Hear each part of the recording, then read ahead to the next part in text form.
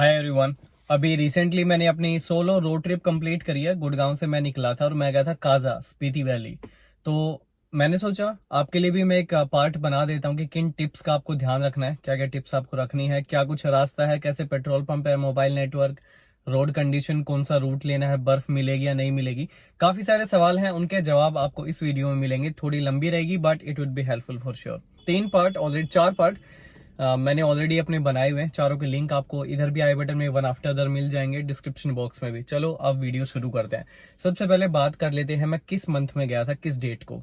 अभी दिसंबर 2023 चल रहा है। दिसंबर में ही मैं गया था 8 तारीख 8 ऑफ दिसंबर 2023 सुबह लगभग 7:15 बजे के आसपास मैं गुड़गांव से निकला था।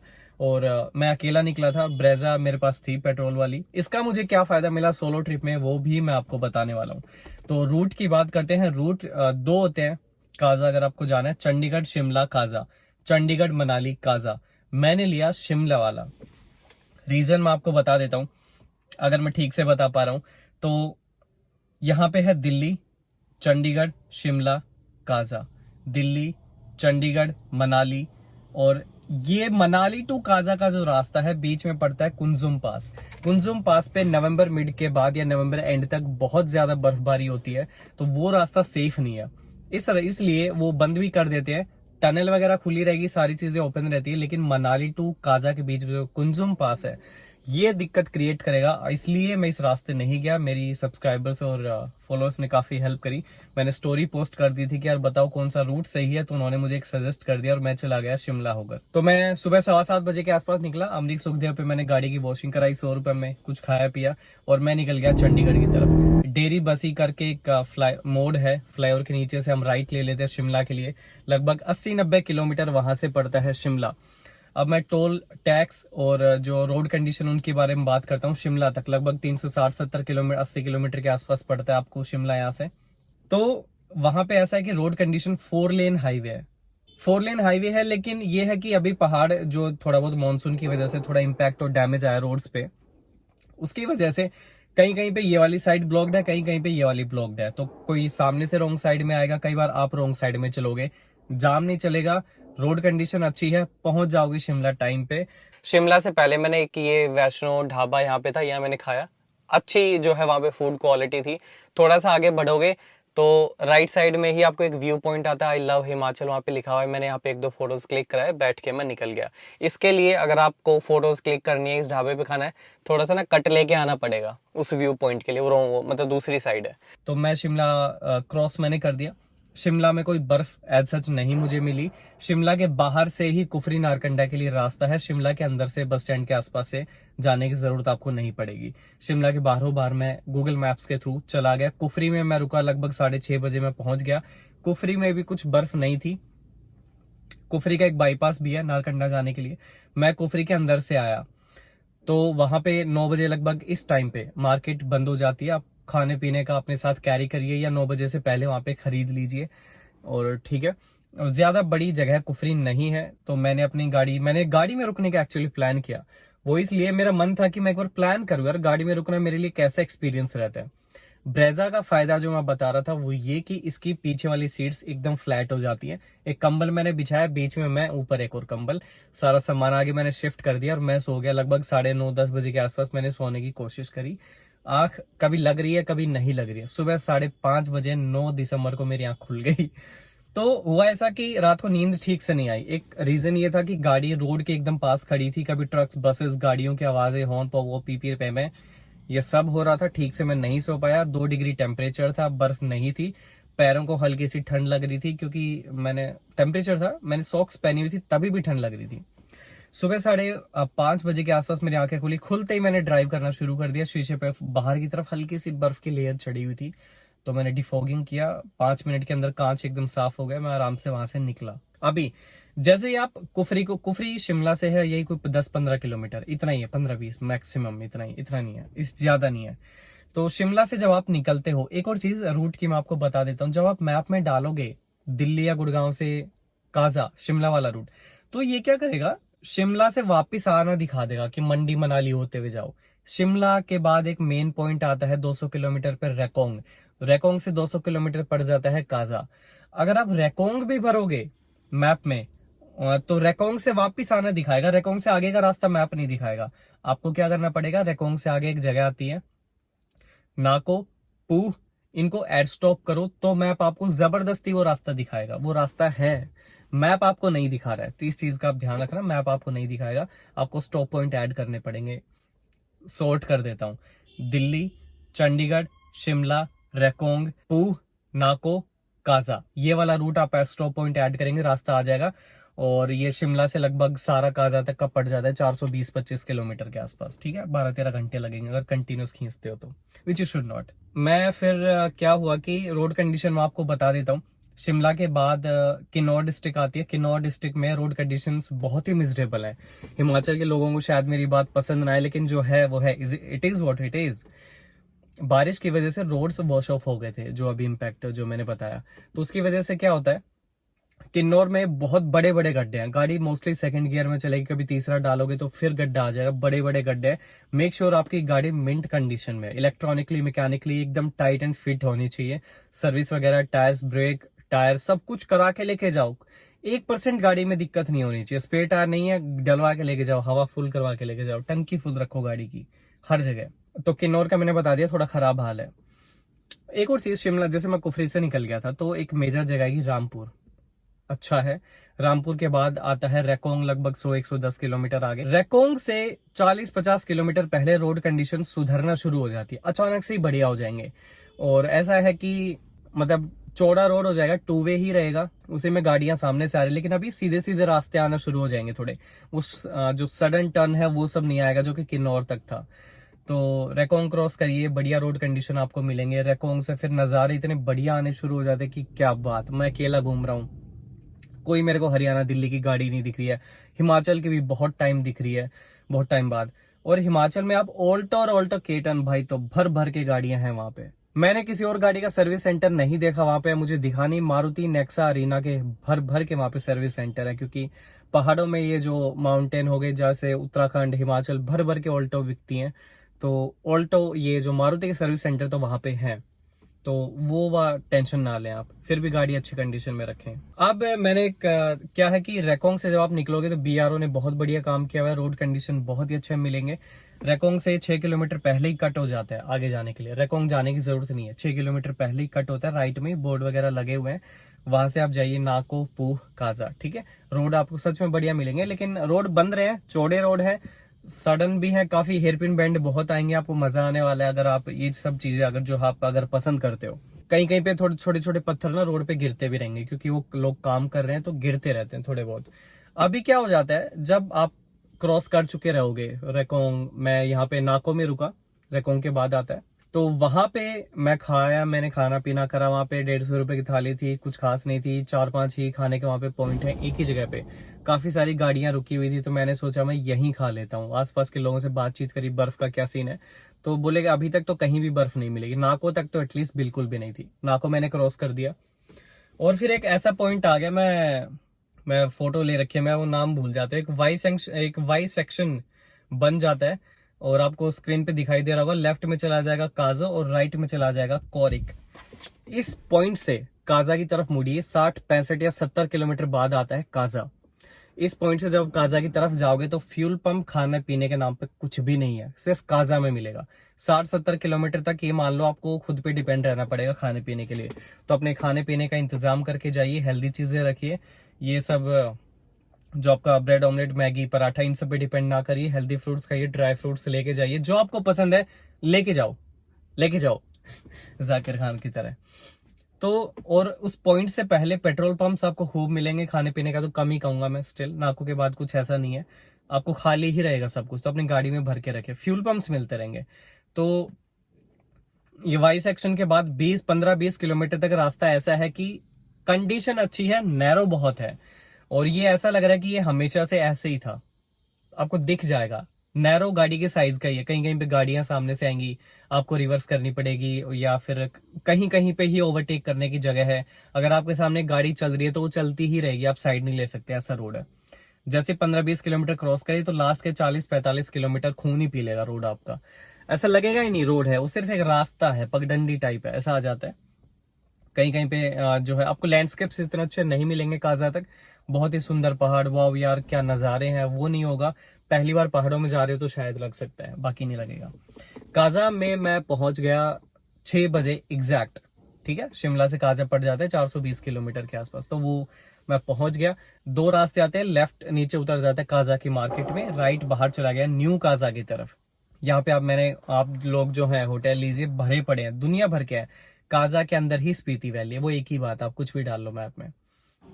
मैंने जो होटल लिया, इस दिन होटल मैंने इसलिए लिया क्योंकि एक तो मेरी पिछली रात की नींद कंप्लीट नहीं थी, तो मेरे को नींद कंप्लीट करनी थी, और -15-16 में तो गाड़ी में नहीं सोया जा सकता। मैंने होटल ले लिया 1000 रुपये में, बहुत ही अच्छा था। और गर्म पानी की व्यवस्था उन्होंने हाथ मुंह धोने के लिए कर दी, सुबह धोने के लिए भी कर दी, और रूम में केटल रखी थी, बहुत ही बढ़िया। खाने पीने का भी होटल के अंदर ही था, थोड़ा फूड थोड़ा महंगा था क्योंकि ऑफ सीजन था, तो उनको अपना खर्चा पानी निकालना, उन सीजन में भी रखेंगे। लेकिन वैसे बढ़िया था यार, अच्छे आओ भगत कर रहे थे। योगी उनका नाम था, होटल का नाम ये था, और नंबर भी शायद मैं फ्लैश करा दूंगा, देख लेना। He was really good. सुबह मेरी आँख खुल गई 5:30 बजे। टेम्परेचर रात को गया था -13 डिग्री, और गाड़ी बाहर खड़ी थी। सुबह मैं फिर निकला 9 बजे, थोड़ा मैंने कुछ खाया नहीं था, मैं ऑल्दो लेके गया था, मेरा मन नहीं था, सर में दर्द था थोड़ा, तो मैं सुबह गाड़ी में बैठा 9 बजे। गाड़ी के ठंड में क्या होता है कि आपके मोबाइल फोन, लैपटॉप बैटरी बहुत ही जल्दी ड्रेन होती है अगर आप नहीं यूज करोगे। स्टैंड बाई पे भी जल्दी पिएगा। गाड़ी के सस्पेंशन हॉर्न ये ठंड में ना थोड़ा कम काम करते हैं, तो जैसे जैसे गाड़ी थोड़ी चलेगी तो काम नॉर्मली करना शुरू करेंगे। काजा के बाद 2 मेन पॉइंट है, हिक्किम पोस्ट ऑफिस जो कि वर्ल्ड का हाईएस्ट पोस्ट ऑफिस है, और एक चिचम ब्रिज, वर्ल्ड हाईएस्ट जो है वो ब्रिज है। काजा से हिक्किम पोस्ट ऑफिस पड़ता है 15 kilometre, Kaza 15 kilometre, Hikkim post office थोड़ा नीचे आइए। काजा से ही पड़ता है 20 किलोमीटर चिचम ब्रिज। मैं पहले गया हिक्किम। काजा में फ्यूल पंप है, वहां पे आप भरवा सकते हो, इंडियन ऑयल का है। और हिक्किम जब जाते हो, शुरू के 5 किलोमीटर तो रास्ता बढ़िया है, नैरो है, लास्ट के 10 किलोमीटर वो भी आपका खून पी लेगा। तो ये है वहां पे। मेरे को आईबैक्स भी वहां पे दिखाई दिए यार, मेरे व्लॉग में मेरे किसी ने बताया कि ये आईबैक्स है, मेरे को तो नाम नहीं पता था। वो बोले यू आर लकी कि आपको ये लाइव दिख रहे हैं, तो I think I was really lucky if it's true कि उनको देखना बहुत रेयर है। संडे था, पोस्ट ऑफिस में कुछ भी नहीं मिला, तो मैंने 1-1.5 घंटा वहां पे लगाया, फोटोज क्लिक किए। मेरे को काफी टाइम लग जाता है अकेला जब गया, फोटोज क्लिक कर रहा हूँ, कभी वीडियोस बना रहा हूँ, ट्राईपॉड पे सेट कर रहा हूँ, कभी इधर रखा कभी उधर। मैंने थोड़ी बहुत गाड़ी के साथ वहां पे मस्ती करी। हिक्किम ये गाँव है, यहाँ कुछ लोग रहते हैं, गाड़ियां हैं यहाँ पे। बीच में आपको ऐसा लगेगा काजा टू हिक्किम की यार मैं कहाँ आ गया, मैप मेरे को सही लेके जा रहा है कि नहीं लेके जा रहा है। जब पोस्ट ऑफिस 1 किलोमीटर रह जाएगा तब आपको पता लगेगा हाँ सही जगह आया हूँ। एक्चुअल लोकेशन से post office Google map 1 kilometre आगे दिखाता है, लेकिन वो पीछे ही है, ठीक है। तो 14 किलोमीटर है। हिक्किम से मैं नीचे आ गया, वहां भी रोड है, पत्थर काफी थे मोड़ के ऊपर, तो गाड़ी संभल के चलाई वहां पे। आप भी संभल के चलाना अगर जा रहे हो। फिर मैं वापस काजा आया, फ्यूल भरवाया क्योंकि मेरे को वापस जाना था चीचम का, मेरे दिमाग में कोई प्लान नहीं था। फ्यूल पंप वालों ने बताया कि आप चीचम जाओ, अच्छी जगह है, मनाली वाला रूट मत लेना। जब उन्होंने बताया ना तो मैंने दिमाग अपना चेंज कर दिया कि नहीं, मेरे को मनाली नहीं जाना है। वो बोले कुंजुम पास में ऐसे ऐसे दिक्कत है, पुलिस चेक पोस्ट अपने हटा के बैरियर वगैरह लगा के जा चुकी है, वहां फंस गए तो मर जाओगे, खाने पीने रहने का कुछ भी नहीं है, तो वापिस आना पड़ेगा 80-90 किलोमीटर, क्या फायदा। तो मैंने सोचा चलो अब ठीक है, रेकोंग शिमला ही होके निकलते हैं, जिस रास्ते से आए थे एटलीस्ट ये तो पता है कि ये रास्ता खुला है। मैं इस रास्ते से वापस आने का मन इसलिए नहीं था, रोड कंडीशन किन्नौर वाली और काजा से 60 किलोमीटर पहले वाली ने मतलब दिमाग खराब कर दिया था मेरा। गाड़ी को लेकर दिल खून जल रहा था मेरा तो कि स्टीयरिंग सस्पेंशन का ये नाश मार रहा है रोड बिल्कुल ही। हिक्किम पोस्ट ऑफिस से वापस आकर मैं चला गया चीचम ब्रिज की तरफ, जो कि काजा से है लगभग 20 किलोमीटर। आप देखते जाओगे यार, मैप तो नजदीक दिखा रहा है, 1 किलोमीटर पे ही ब्रिज दिखा रहा है, लेकिन यहाँ तो नामो निशान तक नहीं है। तो जब ब्रिज रह जाएगा 800 मीटर तो आपको ब्रिज दिखना शुरू हो जाएगा। यहाँ पे आप अपनी गाड़ी क्रॉस करिए, और यहाँ पे मेरे को 1-2 हरियाणा की गाड़ियाँ दिखाई दी। यहाँ पे 1-2 फूड ट्रक थे, यहाँ पे आप अपना खाना पीना कर सकते हो। यहाँ पे मैंने लगभग 1 घंटा लगाया होगा, फ़ोटो वीडियोस निकाले, 1-2 लोगों से बातें करी रास्ते के बारे में। और यहाँ इस बोर्ड पे कुछ इन्फॉर्मेशन दी गई है इस चीचम ब्रिज के बारे में, जो कि वर्ल्ड हाईएस्ट ब्रिज है सी लेवल पे। तो अपना काम करने के बाद, फोटो वीडियोस निकालने के बाद मैं निकल गया वापस काजा की तरफ और अपने घर की तरफ। गाड़ी में फ्यूल भरवा लो, जहां भी आधी टंकी हो फ्यूल वापस भरवा लो। देखो एकदम गाड़ी खाली करोगे, टंकी 4000 का भरवाओगे, आधी टंकी रहेगी 2000 का भरेगा। भरवाना आपने है ही, तो क्या होता है कि पहाड़ों में फ्यूल हमेशा पूरा होना चाहिए। कब कहाँ गाड़ी इमरजेंसी में रोकनी पड़ जाए, एक दिन आपको वहीं लग जाए, फंस जाओ कहीं पे, बिगड़ जाए गाड़ी, ऑन रखनी पड़ जाए, कुछ भी हो जाए, तो फ्यूल रखो गाड़ी में। और पैसे उतने ही लगने हैं, ठीक है। भरवाते रहो जहां जहां पे फ्यूल आता जाए। इंडियन ऑयल के वहां पे हैं, काफी एचपी के हैं, आपको यही मिलेंगे, ज्यादा और नहीं है। फोन जैसे मैंने बताया जल्दी डेड होते हैं, अपने पास बढ़िया चार्जिंग केबल अडेप्टर रखो और अपनी गाड़ी में पंक्चर किट रखो, इन्फ्लेटर रखो। अगर कहीं फंस गए तो हेल्प अगर आएगी भी तो बहुत टाइम बाद आएगी, परेशान हो जाओगे। अपनी ये चीजें जो बेसिक चीजें हैं मैकेनिक वाली, ये आपको आनी चाहिए। मैकेनिक गिरी सीख लो थोड़ी बहुत, ठीक है। एक और चीज आपकी हेल्थ के लिए मैं बता देता हूँ, अगर ऑल पहले से फील नहीं कर रहे हो ठीक, तो मत जाओ सोलो, तो बिल्कुल मत जाओ। 3-4 लोग एटलीस्ट रहो, 3 लोग। गाड़ी के शीशे थोड़े नीचे रखो, 1-1 इंच, बॉडी का टेम्परेचर मेंटेन रहता है। अपने पीछे की वीडियोस में मैंने बताया कि वहां पे ना एसी चला सकते ना हीटर। एक किसी ने बोला भैया हीटर क्यों नहीं, एसी क्यों नहीं चला सकते? अरे common sense, temperature already 0-1-2 degree चल रहा है, एसी का क्या करोगे? हीटर का मैंने मना किया था रात को सोते वक्त, वो सही नहीं रहता, नहीं चलाना चाहिए। तो शीशे थोड़े बहुत खोल लो, इससे क्या रहता है बॉडी का टेम्परेचर मेंटेन रहेगा गाड़ी के इंटीरियर का। वरना क्या होता है, मान लो आपने हीटर चला लिया ठंड से बचने के लिए, सबसे पहले तो आप पहाड़ों का मजा किरकिरा कर देते हो हीटर चला के। ठंड में आयो, ठंड को फील करो थोड़ा बहुत लिमिट में पहन ओढ़ के। दूसरा ये, अगर हीटर चलाओगे कहीं पे शीशा डाउन करना पड़ गया, कभी बाहर देखने लग गए, कभी उतरने लग गए, फोटोज क्लिक करने लग गए, फिर हीटर में बैठे, बॉडी का टेम्परेचर बिगड़ जाएगा, सर में दर्द होगा और वॉमिटिंग करोगे, ठीक है। इसलिए बढ़िया खाना पीना करो, ड्राई फ्रूट्स खाओ, फ्रूट्स खाओ, केले, कुछ भी खाओ आप, हेल्दी चीज खाओ, फ्राइड ऑयली ये सब चीजें मत लो वहां पे। और पानी 1-1 2-2 घूंट पीते रहो, वरना सर में दर्द रहेगा, ठीक है। इसलिए थोड़े थोड़े शीशे नीचे रखोगे तो फोग भी नहीं जमेगी, तो डिफोगर भी नहीं चलाना पड़ेगा।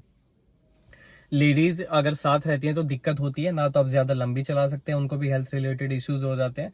तो आप इन चीजों का ध्यान रखोगे तो सेफ रहोगे। देखो कैश रखो, 5-10 हजार 15 हजार लेके जाओ। मैंने 20 हजार निकलवाए थे, एक पैसा मतलब कैश मैंने यूज नहीं किया, सिर्फ एक जगह किया था। आपका वन वे दिल्ली से लेके काजा तक का टोल लगता है 540 रुपए, दोनों साइड 1080 रुपए। शिमला में जब एंटर करोगे तो 50 रुपए की कैश में पर्ची कटवानी पड़ती है, 50 रुपए की। इसके अलावा वो सिर्फ वन वे होता है, इस साइड जाओगे तभी, वापसी में नहीं कटेगा। इसके अलावा हर जगह फास्टैग से मेरी जो है टोल प्लाजा पे पेमेंट हुई है, हर जगह फ्यूल मैंने यूपीआई से भरवाया है। और रही बात नेटवर्क की, तो हिक्किम चीचम तक जियो के चारों नेटवर्क, चारों डंडी थी। एयरटेल ने कहीं कहीं पे दम तोड़ दिया था। तो जियो का अगर प्रीपेड कनेक्शन कुछ भी है, जियो का अगर है तो नेटवर्क फुल रहेंगे भाई साहब। मैप चलाओ, गाने चलाओ, कुछ भी करो। गाने गाड़ी में कम वॉल्यूम पे चलाना, शीशे नीचे रखो, क्योंकि वहां पे गाड़ियां मोड़ पे हॉर्न नहीं देती हैं। देना चाहिए लेकिन वो लोग नहीं देते हैं, वो सिर्फ अपना साइड में चलते हैं अपनी लेन में और तेज आते हैं फुल स्पीड में। फिर चाहे बस हो चाहे ट्रक हो, बाल बाल बचती हैं वहां पे गाड़ियां, रोड चाहे कितना ही नैरो हो। तो अगर आपको गाड़ियों की आवाज पहले से सुनाई देगी तो ज्यादा अटेंटिव रहोगे, तो सेफ रहोगे, ठीक है। तो गाने कम वॉल्यूम में थोड़ा सुनो। यूपीआई हर जगह, मेरा कैश एज इट इज वापस आ गया। 1-2 जगह ही बस मैंने दिया, होटल वाले को दे दिए थे, वो बोला भैया कैश दे, तो मैं बोला चलो कैश ले ले। तो फिर बस उसको मैंने कैश पेमेंट करी थी, बाकी हर जगह मैंने यूपीआई से पेमेंट करी है, और रिकॉर्ड भी रहता है कि कहाँ मैंने क्या खर्चा करा है। तो ये कुछ था इस ट्रिप के बारे में। देखो ज्यादा कुछ नहीं है, बर्फ कहीं भी नहीं मिली। दिल्ली से मैं चीचम हुआ है, चीचम से वापस दिल्ली आ गया, कहीं भी मेरे को बर्फ का नामो निशान नहीं मिला।